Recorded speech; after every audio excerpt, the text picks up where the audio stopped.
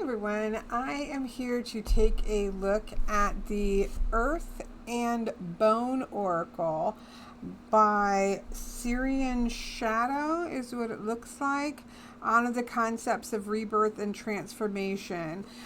This was sent to me by Rockpool. Rockpool is great over the years to just will send me different decks to do with reviews, but lately they've been kind of sending a list and saying, are any of these like of interest, like something that you might be interested in, which has been nice, right, to kind of focus in on those decks that I would actually utilize. So this one was one that was really interesting to me, and I have to say I have taken a quick flip through of it, and I'm quite interested in this one. So anyways, it's called Earth and Bone Oracle, Honor the Concepts of Rebirth and Transformation. It says on the back, this haunting yet alluring oracle is tailored to keep readers to help readers grow and heal spiritually. The mysterious illustrations of skulls combined with nature reflect the changing seasons and the cycle of life. With a strong emphasis on nature's duality, the messages are about transformation and achieving the ideal balance between dark and light elements. These cards can help you establish a connection with your guides, reveal the shadow, and assist you with a transformative and empowering journey. I really like the look of this. There's a couple decks that this, I think, reminds me of. The visceral feeling of the deck, such as like the Hush Tarot, the Beauty of Bones Tarot. I think that's what that's called. I'll pull at the end. I'll pull a couple decks because this one definitely has like my spidey senses tingling. It definitely has a very ancestral feel to it, with the kind of bodies. It's not skeletons, they're all like skull faces, but sometimes on regular bodies. Things like that I don't generally always love, but I actually find this to be really poignant and powerful, and it does have that primordial tarot, those types of feels where Santa Muerta tarot, that just kind of, there's a power in the use of the skulls. Has again a very primal, ancestral, working through many lifetimes or generational energy about it. That's the best way I can put it. That's the kind of, I don't know how to describe how you might describe, but certain decks, certain readings and certain decks can really trigger a much more, I always kind of, it's like you can feel a little bit even more energetically in your fingertips. There's a literal viscous, I don't know how to describe it, but there is an energetic texture. There's a texture about, sometimes it's just specific readings, like past life readings, ancestor readings. I will get physical tingles and reactions and cold and hot and that kind of thing. And then certain decks, such as like the Hush Tarot and certain decks like that, have that, it triggers that already. And this definitely, I had that kind of reaction to this one so far. So I've only flipped through it. I haven't, we're going to look at this together more closely. But you can see the box. It's very much a matte box with like a bright blue. I really like the blue combination with the darkness tones, and that carries through in the cards themselves, that I quite like. So it's got a matte box. It's got like this green inside here, kind of turquoisey, although this is a little more greener tone than the blue that's really showing up here. Nice box. Again, I think it's more surprising for a deck not to have a good box than it is anymore. But you can see that bright blue, but look at the backs. Very transformative. It gives a depth and a watery feel, even though it's not. Like, look at that first one. We'll just look at that. But see how the blue with sort of the monochromatic and the blue and the grays and the darker tones, it just really makes it pop. I don't want to give things away, but then there's other colors in the deck, but there is that recurring theme of blue running throughout it that I find to be really powerful. So that's okay. So here's our back. Obviously we have a skull here, like an animal skull here. We have the transformative energy of the flowers. We have blue roses. It's quite stunning, and very bright blue on the sides. On the front, we have the title, the number and the title of the card. And then we have some great keywords. I'm excited to go through these. Sorry, I know my coloration's changing back and forth as I kind of move along. There we go. I really like some of these keywords that I've seen because they're not always exactly what you would expect. Let's take a quick look here. Here's the guidebook. It's in color. We have the cards that are here lined up here that looks to be, is it alphabetical? No, but they're numbered. We have an introduction. The dark and light elements of nature, which are both kind and cruel at the same time, had an influence on the design and creation of this oracle deck. To represent this duality and include elements of mystery and magic, I wanted a deck that was both beautiful and somber, which I think has definitely worked out well. My intention was to make a deck that is alluring, mysterious, haunting, and complex. I was able to create a deck that portrays a darker, slightly macabre style as a result. Although there is a strong emphasis on the concept of nature's duality, the artwork nonetheless captures the idea that the messages are about transformation and achieves the ideal balance between dark and light elements. And this is what I think I saw quickly when looking, is that there are some certain things that you think don't go together, but they are actually creating this beautiful balance within the card themselves. I don't know how to explain it. Hopefully we'll hit on one that kind of references that and makes sense to that, because it is very fascinating. So again, like even take this one. Here we have the shelter card. Well, let's read. Again, there are, kind of how to use it, smoke cleansing, jump cards, single card, double card, triple card spread, and then it goes into the cards. There are 42 of them.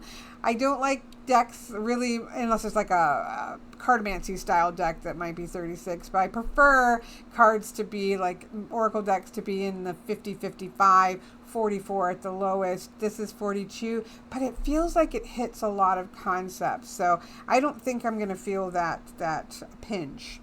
So a really beautiful layout. We've got this kind of, we have a color representation of the card. Again, we've got the title, we've got the keywords that are on the card, then we have a write-up, and then we have an affirmation here. Now let me just look, are they all affirmations? Yes, they all seem to be affirmations. So let's read this one. Here we have shelter, spiritual growth, accountability, and healing. It takes time and work to heal, and it isn't always a one-time fix. You may need to return to the shadow and difficult memories again until your mind stops repeating the negative and instead transforms into an opportunity for growth or learning. After you've let go of the things that are holding you down, you can persevere. It is important to let go of any feelings of shame or guilt. Forgive the person who went through that. That person is no longer you. From there, think about what you do differently, but avoid thinking about what you wouldn't want to do again. Replace that memory with a new one. Picture yourself in that situation and consider what you would have done differently to avoid causing yourself unwanted experiences. Accept that you are a human being, assume accountability, and forgive yourselves. Make the conscious decision to learn from your mistakes and accept that you have evolved and are no longer the same person. Allow yourself to let go of these emotions since they belong in the past and you are now living in the future. Those emotions are not indicative of who you are. You may feel compelled to slow down and spend time in nature, meditate, or engage in a healthy activity that allows you to enjoy yourself. The affirmation on this one is hard for me to read. I'm going to read it on here just because of the font and then the size, and it's just my bad eyesight. I am whole and do not need to chase anything in order to be complete. I am aligned with what I've learned and I have had and how I have grown.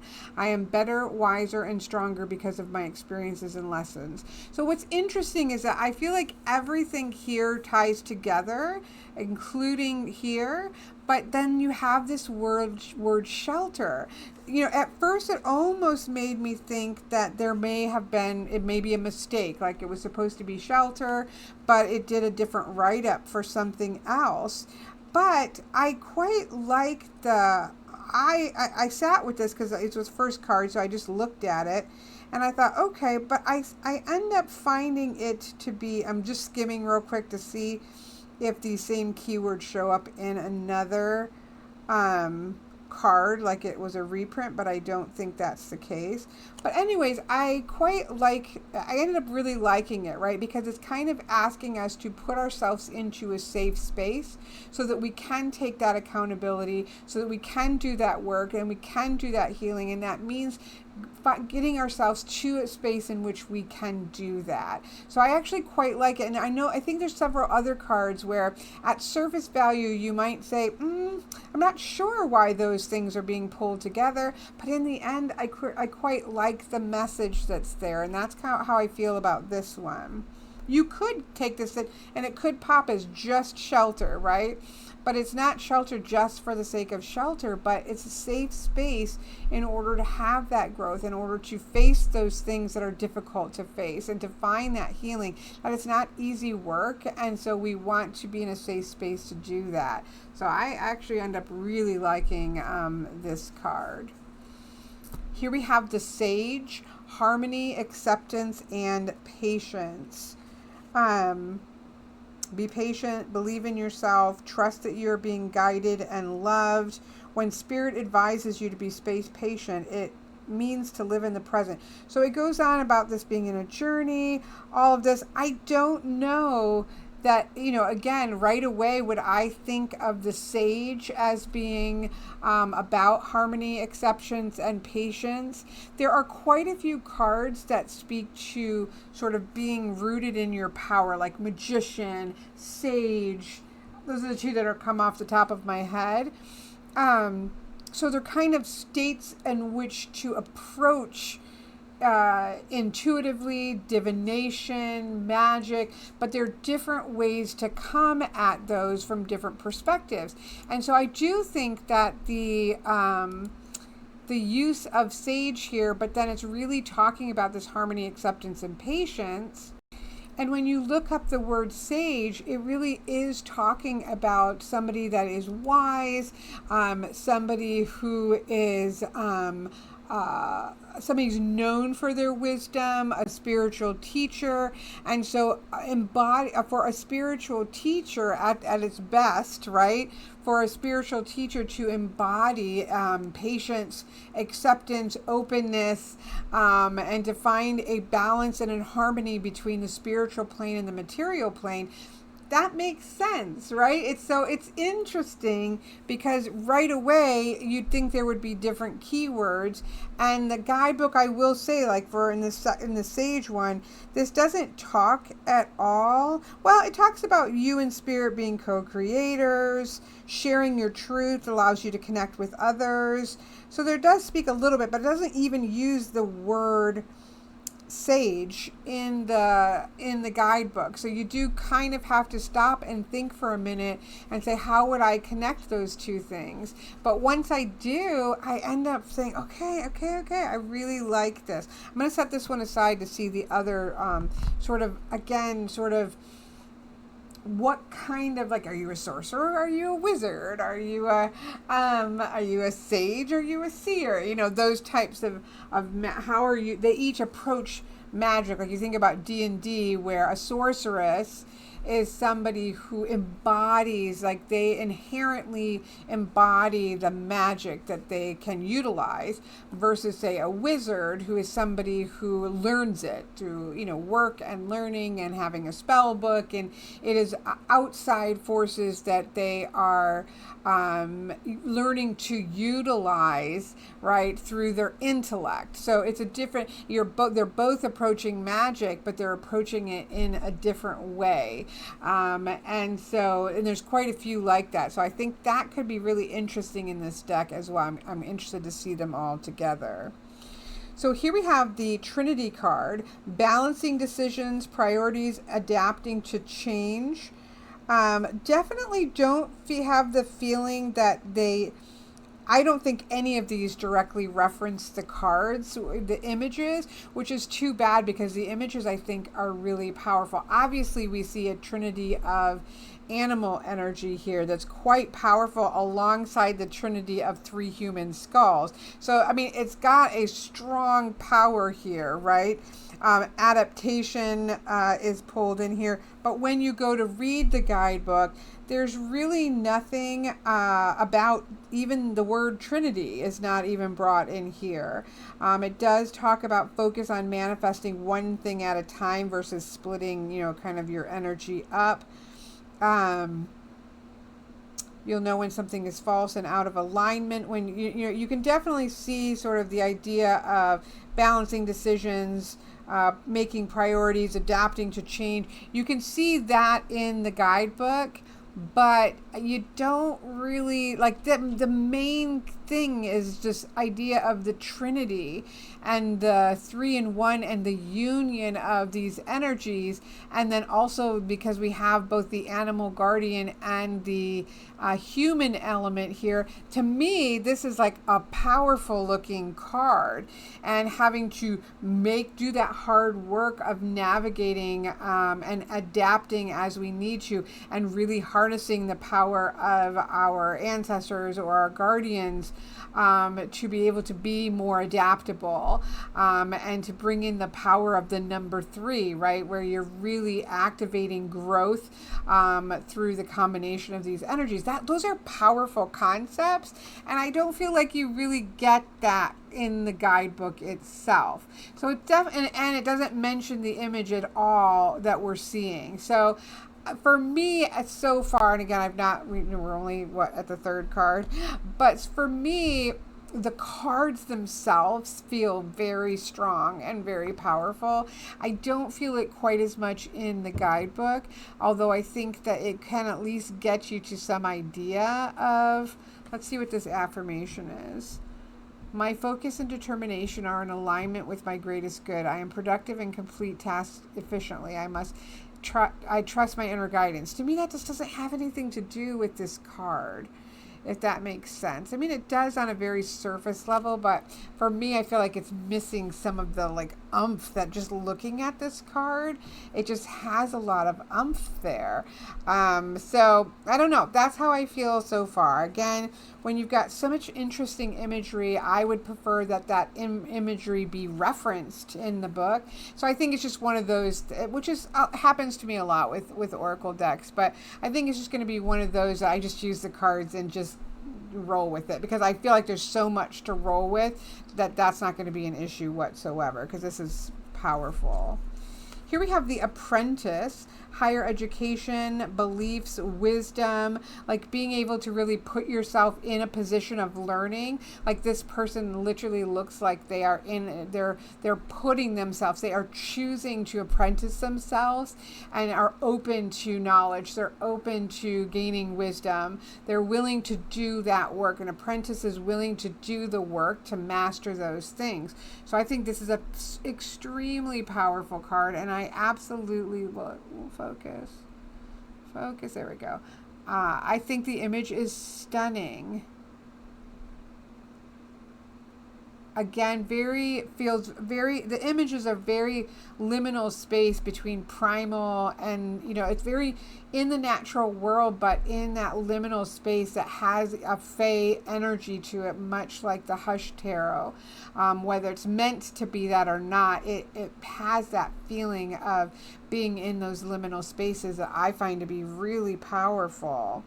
Now this does at least talk about, this card is not about the kind of learning you gain from reading a book. It's about listening to and learning from your higher self. It's about learning to place your trust in a higher power.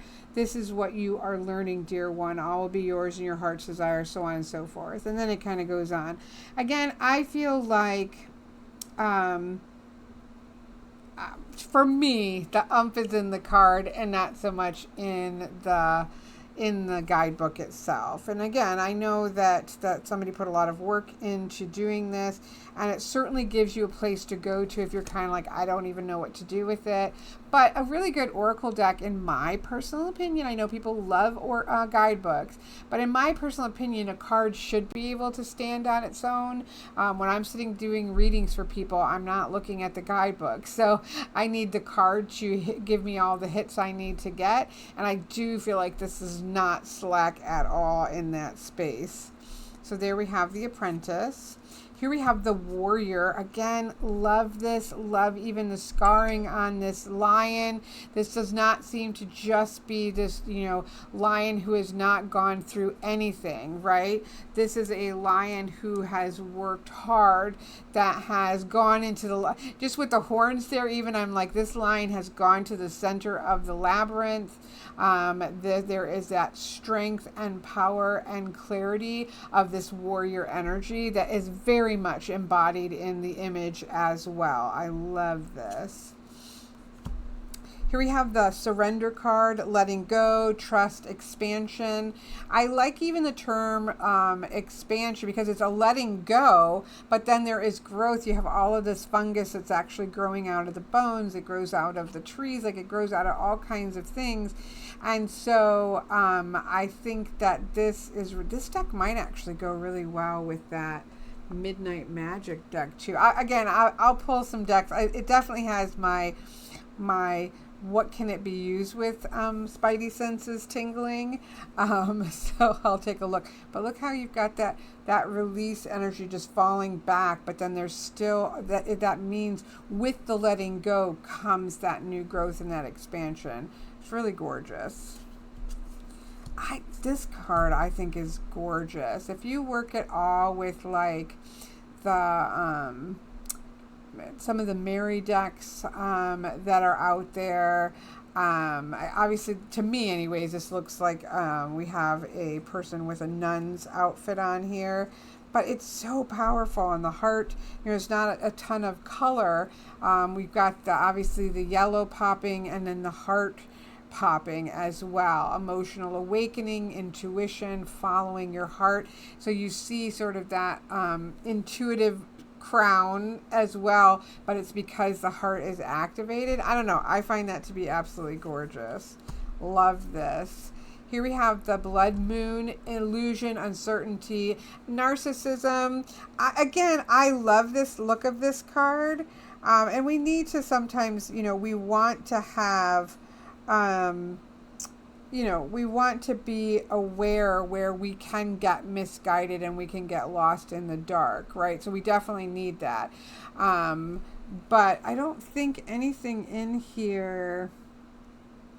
Releasing expectations. Be acutely aware of where you send your energy. Be mindful of false idols. You receive nothing from them in exchange for your energy and devotion. So being careful of who you are connecting your energy to. So that makes sense there. Again, I love the card. Having to sit with that because I think that I like the wolf pack, that's community. Like I'm thinking all the good things, right? But we have to think it's a blood moon in which there are high energies that are coming and overriding. If you think about a blood moon and somebody turning into a werewolf, their ability to think and reason are being overpowered, right, by bloodlust. And so, and to where it just consumes and subsumes everything around it. So being careful of what you are connecting your energy to is something that we need to be reminded of. And this card, I think, can work really well there. Here we have the Visionary card, confidence, passion, self-worth. Again, gorgeous.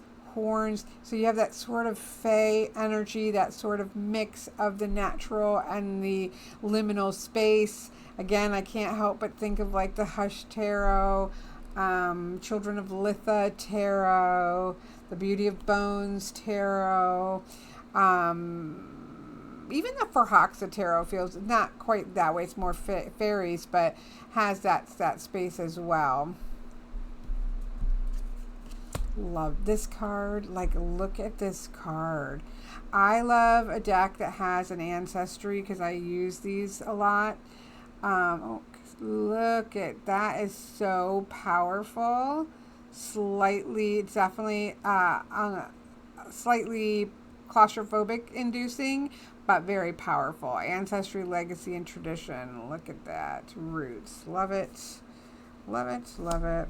Here we have the Wayfarer. I love this. Contemplation, search for truth, inner guidance. Definitely has a hermit feel vibe to it that I quite love. Love this Rider card. Movement, quick decisions, progress. But look at that. I mean, definitely has that sort of gothic feel to the whole deck, but it's not the same as some that I think. I know that the artist was going for sort of a gothic aesthetic. And it's certainly there, but for me it's a little bit different than that. Quite powerful. I love it. This is awesome. I love that card. Here we have the Crossed. Again, kind of Two of Swords energy, choices, searching for purpose. I think that's perfect to have in a deck. Here we have Faith, hope, inspiration, rejuvenation. What can we put our faith in, whether it be ourself, whether it be into, ancestor or somebody that we need to trust to help us to help and guide us. Beautiful. Look at this one, migration. I mean, that's a great term to have in a deck. Initiation, adventure, freedom. Absolutely gorgeous. Uncover, nostalgia, sentimentality, memory.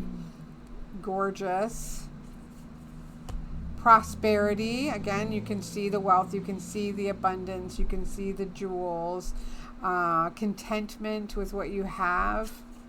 Here's the Sorcerer, right? So we have the Sage here, which is about harmony, acceptance, and patience. But the Sorcerer, ambition, willpower, creation, a little bit more like magician energy. Although I thought maybe there was a magician one too. I'll keep it out. Definitely different ways of approaching and utilizing inner power, right? So those I think work really, really well. I like the blues here and the reds here. Much more active based feeling energy, much more receptive energy that you would think of here. Here we have Stoicism. I love this, right? Because Stoicism, I think, has a lot to do with being able to endure without complaints. And so to have this kind of peacefulness, receptiveness to whatever the situation is at hand, I think works. And again, I notice it's like creepy in a sense. You do have a skeletal face, more of skin and blood and at least skin going on here, a little alphaba going on here. So obviously has somewhat of a creep factor, but it doesn't feel creepy at all. It feels, again, very primal, very liminal space. It's got a great feel to it, I think. Again, not for everybody. Here we have Time. Again, that's a great card. Planning, making decisions, taking risk. I love the hourglass here. Here we have Flow, which is gorgeous. Recovery, moving on, finding peace. Like, these are great words, I think. So here's an enchanter. So we have, again, so far, in terms of like magic users, we have a sorcerer, a sage. Now, enchanters are interesting because, right, that's more somebody who is trying to use enchantments on things. So I would read that a little bit differently. Let's just see if I don't think there's going to be anything about it.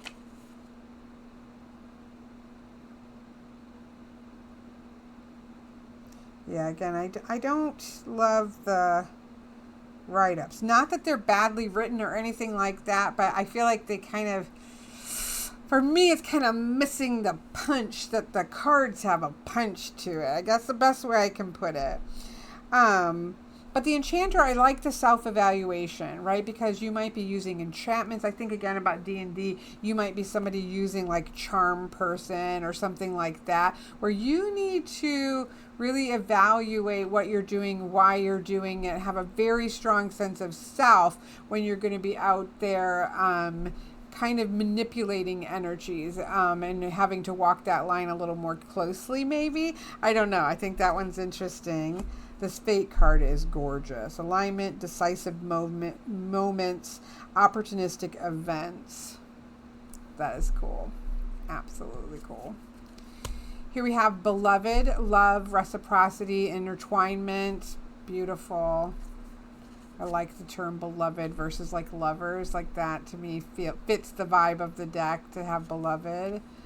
Burrow. I love this term as well. Like it could be something like, I don't know, like hibernate or something like that. But I love that, just burrowing underneath the ground and into the roots, right? Just exhausted, needing to realign, needing to just go into the very earth to sort of reset. I just think that that's quite powerful.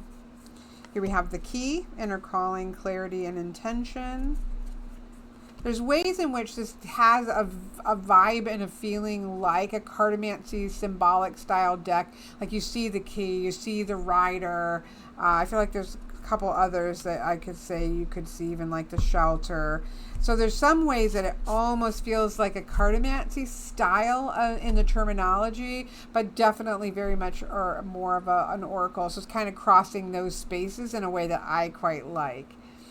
I like that we have the cage for freedom and release and reclaiming power, right? We don't want to stay in a cage. We want to reclaim that. We want to escape and release what we have locked away. Love it. Flight, opportunity, prosperity, new venture. Love the card. Adversary. This is interesting, right? Because we have adversary, but we also have hard work, diligence, and progress on the keywords. But I actually really like that because you kind of think of somebody that's like a worthy adversary, right? You think of lawyers or, you know, somebody that's they want to go across the table with somebody that are both coming to the table, bringing all, you know, all energy is go. They're bringing everything with them to the table, and it's a worthy confrontation. It's something that we can learn from. If we're doing the hard work, we're doing our due diligence, then we aren't afraid to meet an adversary. That's kind of how, when you look at the keywords and you look at the title, that's where I would kind of go with that, which I quite like. It's kind of a call to stand in your own power, and if that is the case, then you should be able to have conversations and pushback and things like that with other people who are also doing their due diligence, and there's a way to meet in that in which there's mutual respect. Prudence, self-assurance, integrity, and clear-mindedness.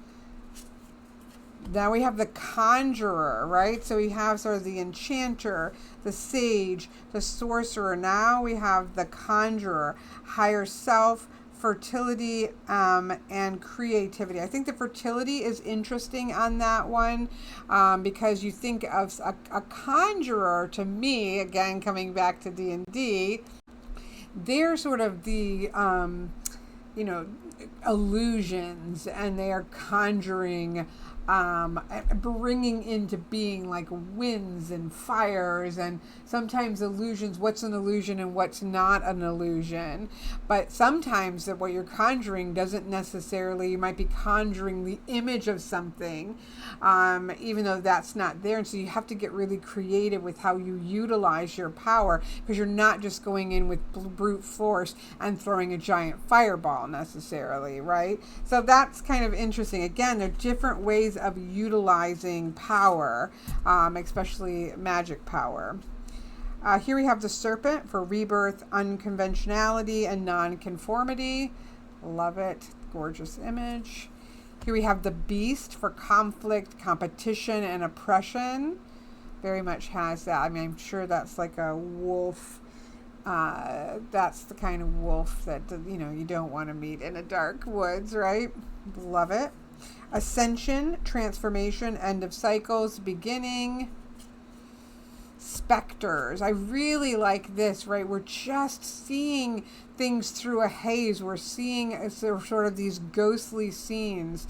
And we have to be really careful to discern what it is that we're really seeing, what it is that it really means. Love that. It's a cool card. Owl for wisdom, independent thinking, and enlightenment. Shadow, wholeness. This is interesting again, right? We have the word shadow, but it's about wholeness, integration. Yes, repressed emotions. Like we have to work with those shadows to come to, it's part and parcel, right? We aren't just what's in the light, but we're also what's in the shadow, and we have to work with those elements. So again, pretty cool. And it looks like we've got the creepy guy here, right? He's overshadowing her, who's got this like little doll of herself over here as well. That is a pretty cool, slightly creepy card. Here's our pack. Okay, I'm glad we have our pack because I love, wolf, working with wolf energy. So I love this image. I'm like, yeah, but that's community. That's the pack. Well, there we go. Inner work, deep connection, soul tribe. Love that image. Absolutely gorgeous. Love it. Love this card, the portal card, originality, idealism, progression. Again, for me, this would be about progression, about stepping through the door, about taking that next step, going to the next dimension, going to the next level down, leveling up, so to speak. I think that's absolutely gorgeous. That's also something you can really utilize in past life work as well. Here we have the stand. I thought this was an interesting one. Courage. Okay, we've got, the people that are standing beside us. We have the guardians beside us. We have our ancestors beside us.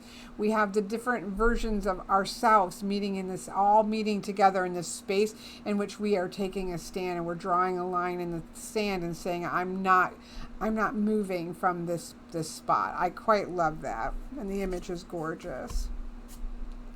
Nest is an interesting one. Again, I can't say, charity, generosity, and gratitude. I mean, I guess because you've got like a nest in which you obviously have your babies that are there, and the mother's coming back and bringing food to them and keeping them alive until they're able to be old enough to go out of the nest. I guess that's where it would come from. I don't think it's going to say anything here, but let's peek. Paying it forward as well as setting sincere and virtuous intentions will bring you a lot of good fortune. Again, it doesn't really talk about the concept of nest and how it pulls it in. It leans more to the keywords of generosity. So you kind of have to, and you can get there, and I think it's really cool. The whole purpose of a nest, right, is to have a safe space to have babies and to take care of them because they're completely unable to take care of themselves, but to do it in such a way that you're leading them to that point in which then they can fly the nest and go start the whole cycle over again. So it works. Love this meadow. For like a meadow, like a bloody meadow with a skeleton, success, blessings, positivity. I absolutely love it. In this theme deck, like that's pretty awesome. Not like a sunlit meadow here, but this is under the blood red moon, isn't it? Love it. Absolutely love it. Okay, so that's the cards. Let's give them a shuffle. Let me zoom out here. Yeah, I'm really pleased with this deck a lot. It intrigues me. I think it's got some cool cards to it. I'll pull some decks in a minute. You might have different mileage with this. For me, I wish it talked about these really amazing images. And I do think there's some interesting dichotomies between, say, the title, the image, and the keywords. But I also think you can get there. And you can also remember, ignore keywords that are on cards. You might just go with the image and the title of the card and not go with the keywords. Or another time that you pull it, that keywords at the bottoms might really stand out out over the titles, right? The keywords on cards are just suggestions. They're just, in my opinion, they're suggestions. They're starting off points. They're a place for you to trigger any messages that might come through. But in the end, it might be the image that really pops the message for you, or it might be that title that really stands out as, okay, this is sort of the overarching theme of the card. So just, always go, in my opinion, go into readings with that sort of soft gaze to allow whatever is going to pop forward to pop forward. And I think you can use decks that are even sometimes a little bit like, okay, not 100% sure where they were going, but I'm willing to step into this space because something about it, really catches your attention. So I think, for me, this would be a deck that maybe I pulled some tarot cards and then pulled maybe a single card, right? What is an energy I should embody? There's a lot of that type of embodying surrender, right? Embodying stoicism. You could do something like that. Could you do it, or again, a daily pull or a weekly pull? Could you do like a 3 card, right? Where you need to first sort of realign yourself and get yourself ready, because you're going to be manifesting energy outward and it's coming from yourself as a sorcerer. So you better take the time to refresh, realign, because you're going to be expending a lot of energy. Now, that's going to be successful. I can't help but go with the key with successful, but it's going to really be driven by your intentions here. And with a key, for me, still, that would be something that would be successful. But the key here is that you've got to stop and realign, because this is all coming from that very personal power space. And so that needs to be in alignment before you're shoving all of that energy. You've got to be recharged, or you're not going to be able to expend that kind of energy. So definitely think you can do 3 card readings. Here you've got the Wayfarer, right, that's going out into the world in order to gain the visions, in order to gain the confidence to be able to move forward. But there's always a time in which we have to step back. This is what you're doing. You're going out, you're exploring, you're going out into the world, you're in search of knowledge, you're in search of clarity, you're in search of being confident in yourself. But that means that every so often we've got to step back and find the space that we can do the healing work, so that we can have some internal growth, and then we can go back out onto the journey. Again, there's not really a question on the table, but I think this would read beautifully in a 3 card reading, or again, whether if you wanted to combine this with a tarot deck or something. Let me just grab a couple decks, because I'm just a little curious. So it kind of, again, energetically, it reminds me of like the Somnia Tarot, right? Where there is a degree, and again, this is not the same style of art whatsoever, but there is that kind of, it's hard to say. There's like an internal, in the roots kind of energy that kind of crosses with the watery energy. This is probably the least close, but it's still, there is an essence of the Somnia Tarot that I feel with this. 100% the Hush Tarot energy. Again, this is it's got a little more of a fae feel to it, but very similar vibe of that liminal space, that juxtaposition of darkness and light, of that shadow, or that nature is made up of both growth and decay, which is Hush Tarot very much has those powerful elements, and that liminal space where time stops between the two of them. 100%, I would use these 2 decks together, no question. Shuffle, shuffle, shuffle, maybe pull like a major card here, and then pull like a do this and a don't do that, or something like that. Like, I would no question use the Hush Tarot and that together. 100%. Love that.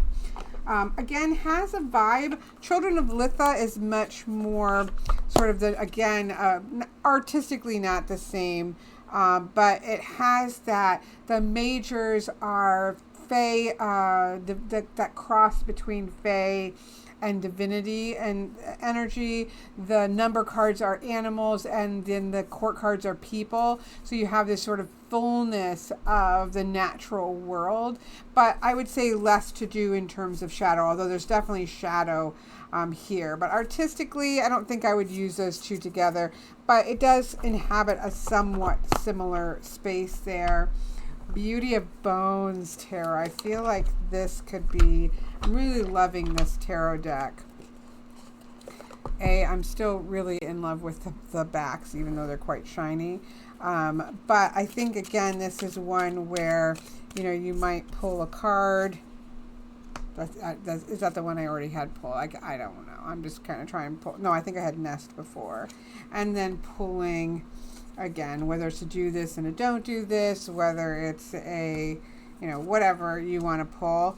I definitely think that you could use these two together, although this has a much more, for me, closer to like Mystery of Mary, whereas this is going into the forest more so, not into, this kind of feels like you're going into an old abandoned chapel, and this feels like you are walking through that woodland portal into the liminal space. So much more to me in a line, much more closer to the energy of the Hush Tarot, whereas this is closer to the energy of like Mystery of Mary or something like that. That's just that, it's just fun to think about, decks and how they hit you in different ways. I could see Santa Muerta or say like the Marigold Tarot, but I think this could be really gorgeous with it. Yeah. There's a darker tone, and there's also quite a bit of blue pops in this one as well that I think could go really, really good. If you like the Santa Muerta Tarot, I love the Santa Muerta Tarot's use of numbers and the way that the creator really worked their way through the numbers. There's another one. I know another one. So far, the Santa Muerta and the Hush Tarot, I think, are two that I would actually use with it. These are just other ones that have similar feeling, but let me grab one more. Maybe even the Primordial Tarot, which has got that just feeling like you are back with your ancestors, like this is taking you deep back in. I could see that as well. Although, again, I still think those two are my favorites that I would use with it. But then there is also this deck, which is much lighter, I guess, in terms of white. But I actually think this would be gorgeous with it. This is the, I'm going to say it wrong.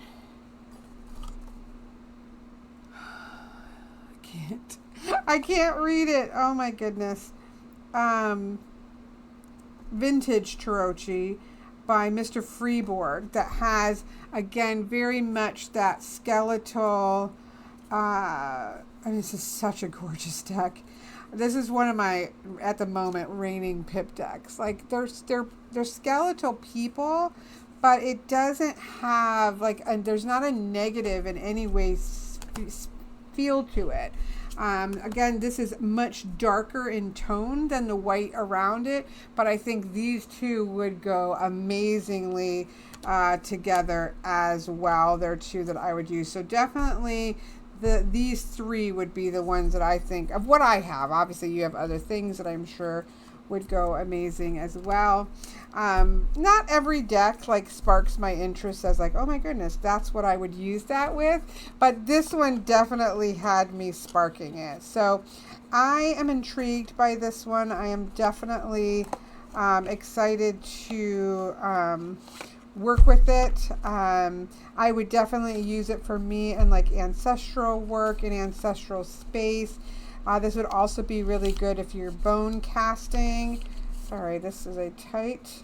Sometimes I skip it and go right into the middle when they're too tight to not hit the bottom part.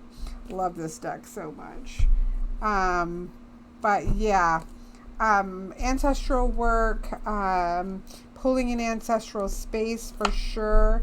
I think it's absolutely intriguing. And the other one I thought it would visually go with, sorry, I guess we're playing with decks.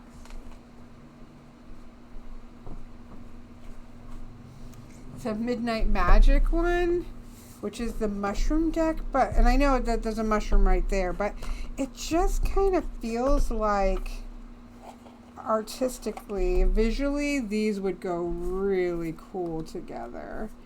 And all the interesting fungus and down in the roots of things and down in the bottoms of the deep parts of the forest and the caves that I feel would also go really, really well with this deck also. 100% I can see myself utilizing those two together. So yeah, there we go. Just some kind of playing with. I'll be interested on if Miss Phyllis, if you watching this, Miss Phyllis, I'll be interested to see what you think, if you've already got this one and what you think about it.